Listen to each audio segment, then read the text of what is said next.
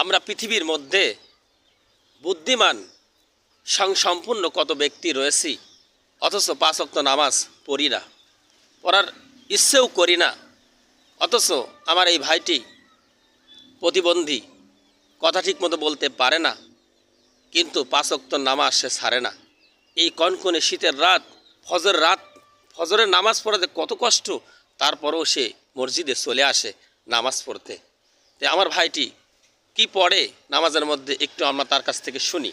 ভাই, তুমি একটু সূরা বলো তো। বিসমিল্লাহ নব্বি আল্লামিন কুলু হাট আল্লাহ সামাদ লিমিলিত লামলাদ লামকুল হাট ইন্না টাইনা ফাদালিন বিহা ইন্না শাইআত। যা হোক, সে যেভাবে পারে চেষ্টা করতেছে নামাজ পড়ার জন্য, অথচ আমরা এর থেকে ভালো উচ্চারণ করতে পারি, শিখতে পারি, তারপরও নামাজ পড়ি না। আসুন আমরা নামাজ পড়ি, আল্লাহর দরবারে সেজদা দিয়ে আল্লাহকে রাজি খুশি করি।